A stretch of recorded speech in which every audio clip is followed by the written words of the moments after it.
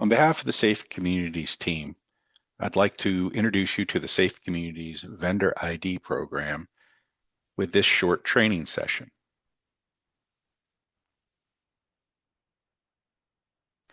So what is the purpose of the Safe Communities Vendor ID program? Well, this program is designed to prevent sex offenders and recently convicted burglars, thieves, and violent felons from working in your home and the overall community. This is for gated communities, condominiums.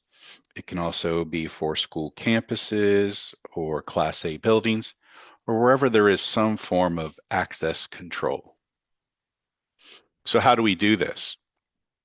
Well, we conduct annual criminal background checks and driver's license checks on all the vendors who want to work in your community.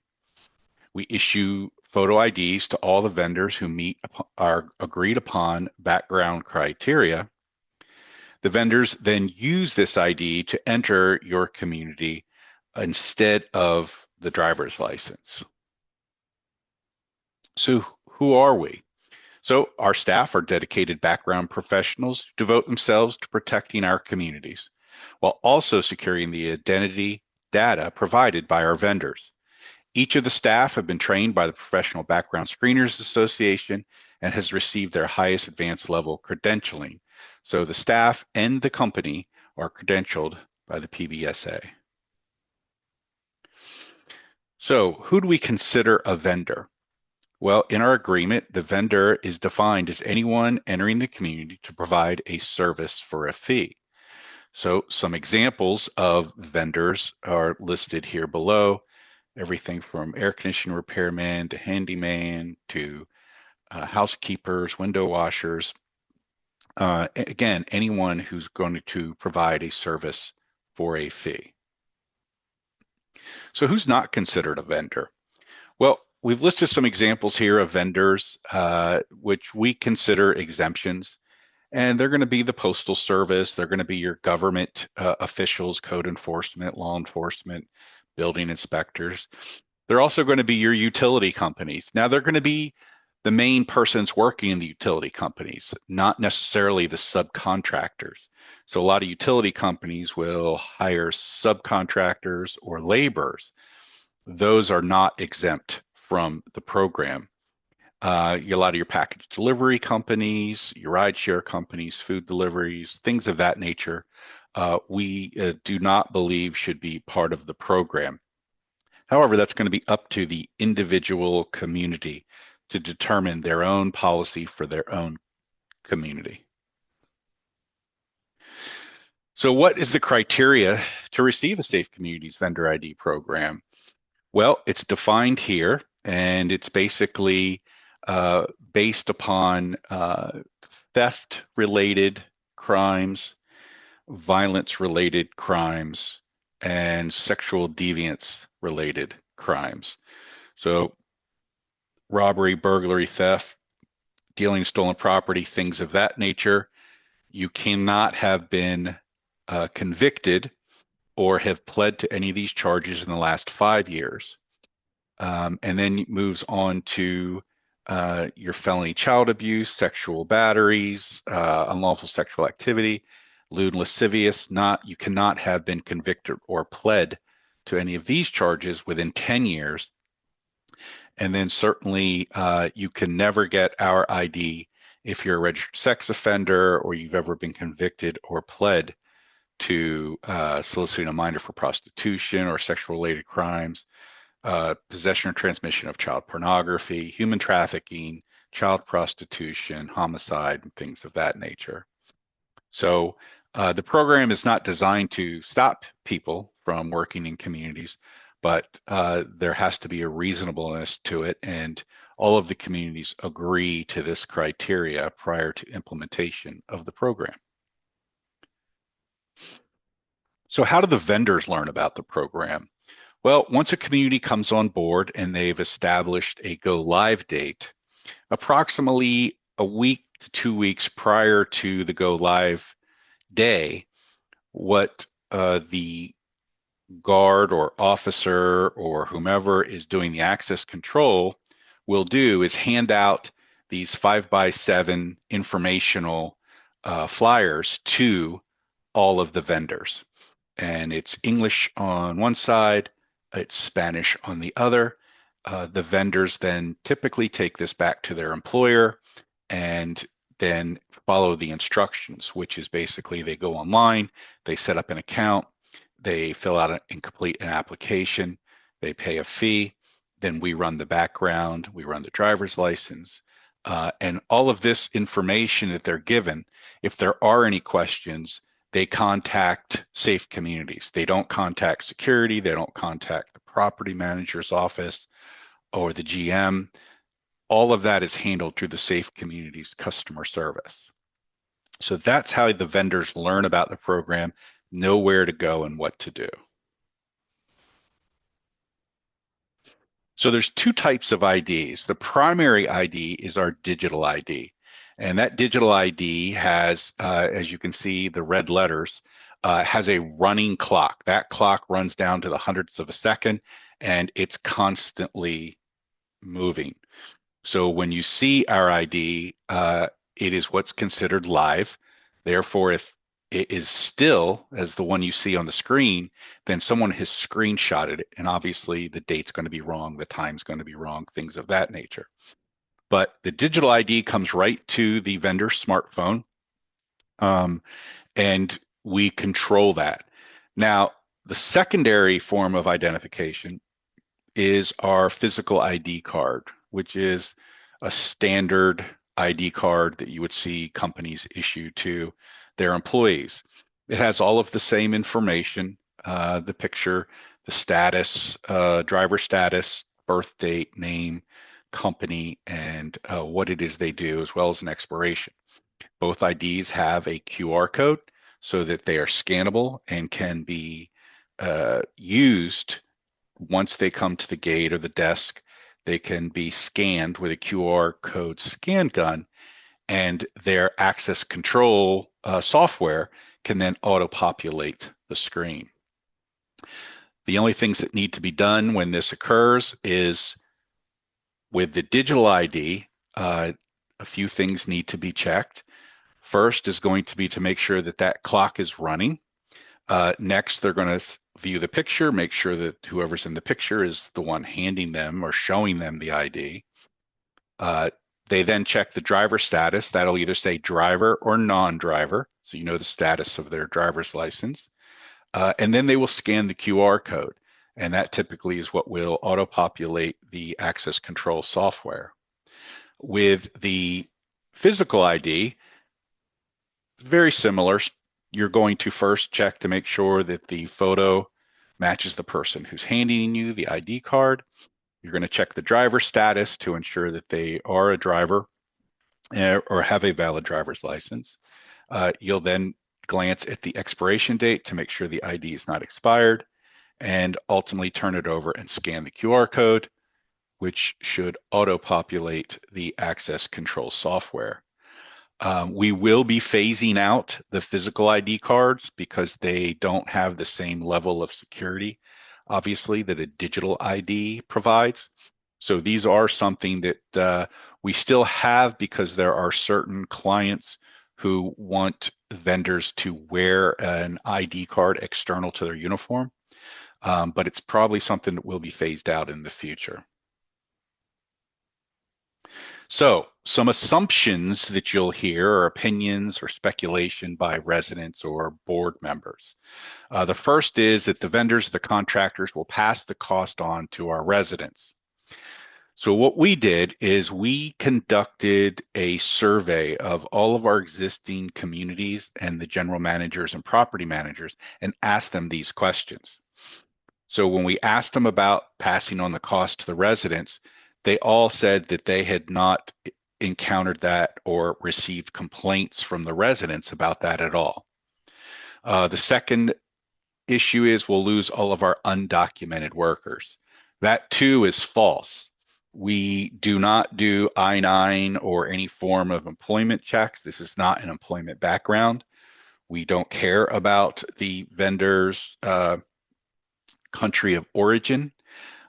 We don't get involved with their status. For those who are in the country, and do try to work in one of our communities that have our program.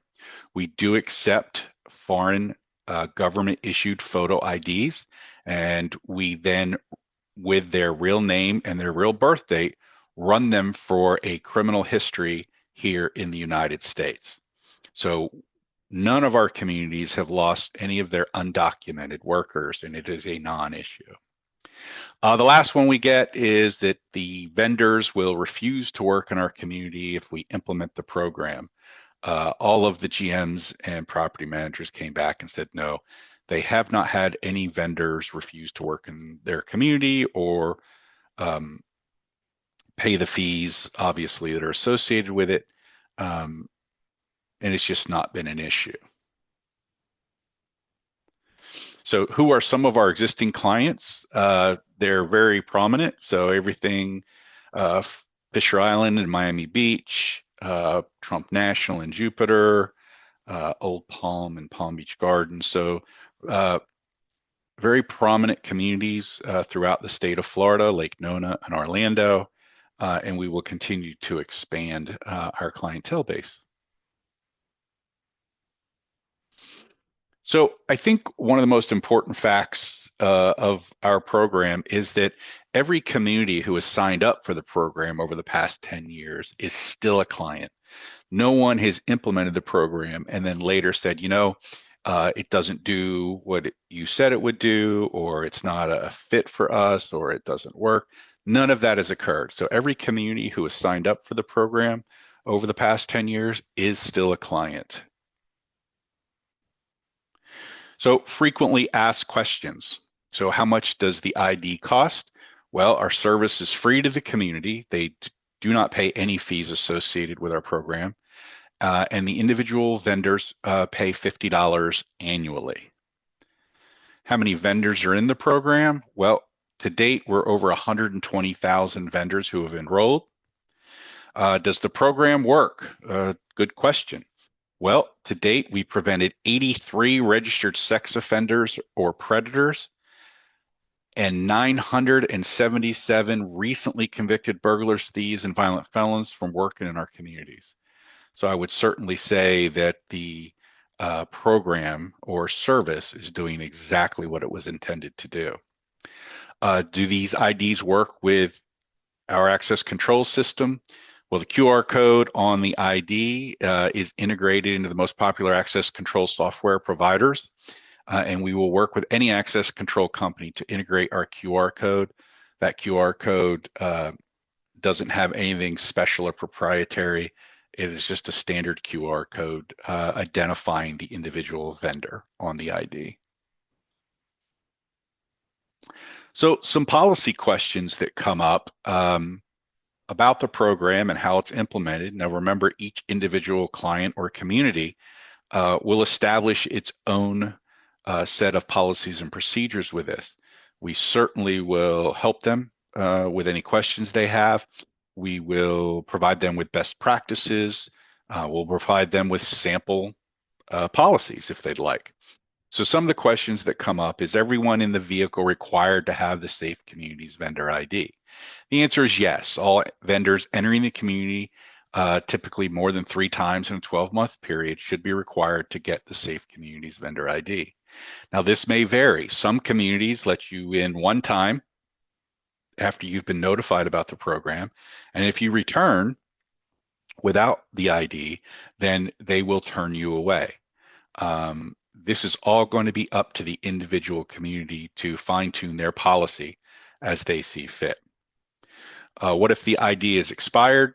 We recommend denying entry into the community and taking the ID if it's the physical ID card. With the digital ID, it won't be an issue because we have control over that and it will say expired across the front and you'll know right away not to scan it. What if the photo doesn't look like the person presenting it? Well, we recommend the vendor be required to show a second form of ID and also have a supervisor double check the photo. What if the driver presents an ID that says non-driver under their photo? And this certainly happens. We had one client that after the first year, we looked at the numbers and found that 22% of the vendors who were issued the ID were non-drivers. We recommend not allowing the driver to drive the vehicle on community property, and ask if another vendor in the vehicle has an ID with driver status on it. Again, this will be a policy that needs to be developed by the individual client or community as to how they'd like to handle that. What if all vendors in the vehicles don't have an ID? Well, if they've already been given the vendor ID information and they continually try to enter, we recommend denying entry to just that specific person. Everyone else who has the ID should still be able to enter. What if the vendor comes to the gate for entry more than the 3 or 5 times within a 12-month period without getting the ID? Well, we recommend denying entry into the community. Make sure to keep the resident informed every time that vendor was warned about acquiring the ID. What has happened with our existing clients when they come upon the situation is that this vendor knows that they will not meet the criteria. They're either a sex offender or they were recently convicted of a theft, a burglary, a robbery, or dealing in stolen property or a violent crime. They know they're not going to be eligible for the ID, and they just try and come in as many times as possible. So again, this will be up to the individual community and how they want to structure their policy. What if the expiration date is scratched off the physical ID card? Well, obviously it's altered and we would treat that as an expired ID. And you can certainly call the Safe Communities customer service team and they'll let you know exactly when the expiration of that ID is. Again, I said we're trying to get away from the physical IDs because they're just not as secure as the digital. What if a vendor advises they applied for the ID but haven't received it yet? Well, they should be able to show you the receipt from the transaction. If not, a quick call to Safe Communities can be completed to get that answer.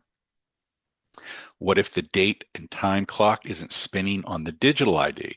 Well, we recommend denying entry to the community. The digital ID is a live ID and the clock should be spinning at all times. This would mean they have screenshot the ID and it's probably not them or it's been modified in some way. So access control software questions. So the individual access control software companies provide instructions on utilizing their software with the Safe Communities Vendor ID program. The program itself is not affiliated with one access control software provider. As you see below, it says the current partners. There are a number of current partners. There's approximately 10 of them now, and that number is growing. So our QR code is able to be integrated into any access control software client out there.